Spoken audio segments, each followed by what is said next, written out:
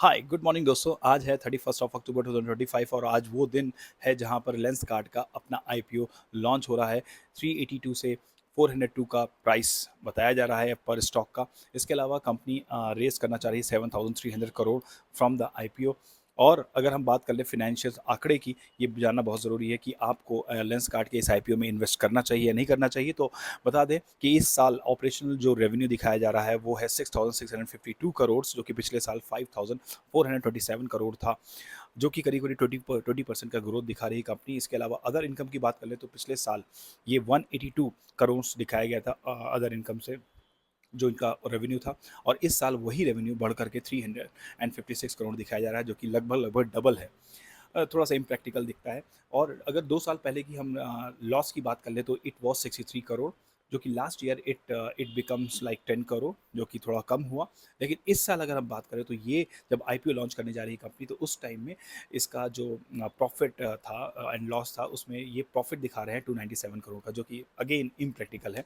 अब देखते हैं हम ये प्रॉफिट कहाँ से ये शो कर पा रहे हैं, ये समझना बहुत ज़रूरी है कि कंपनी इतना ग्रोथ कर गई है कि विद इन 1 ईयर ये 297 करोड़ का प्रॉफिट कर रही है रेवेन्यू में।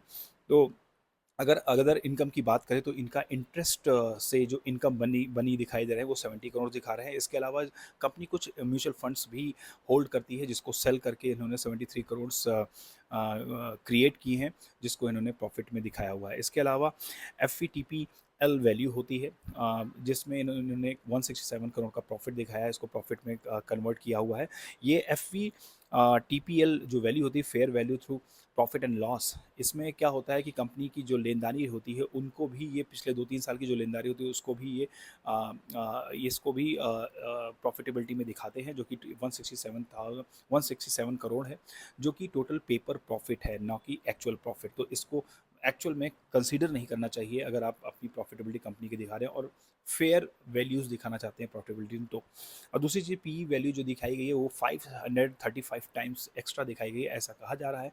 तो इसके अकॉर्डिंग अगर सारा चीज़ देखें तो कंपनी की जो ये प्रॉफिटेबिलिटी है वो एक्चुअल नहीं है।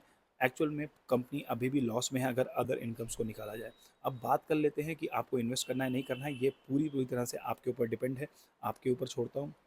क्योंकि अगर एक्चुअल में कंपनी की ग्रोथ देखी जाए, कंपनी बहुत अच्छा कर रही है मार्केट के अंदर, उनके प्रोडक्ट्स बहुत अच्छे हैं, उनके रिव्यूज़ अच्छे आ रहे हैं, उसके बाद उनके जो कस्टमर्स हैं वो रिपीटेबल है। और इसके अलावा कंपनी अब क्या है, इंडिया के बाहर भी अपने आउटलेट्स ओपन करना शुरू कर चुकी है। तो इसलिए कुल मिला के कंपनी बहुत पॉजिटिव है। लॉस से प्रॉफिट आने में टाइम लगता है, किसी भी कंपनी को 5 से 7 साल 10 साल भी लग जाता है। तो इसका वेट अगर आप कर सकते हैं तो इनिशियल स्टेज में आप इन्वेस्ट कर सकते हैं। Thank you very much.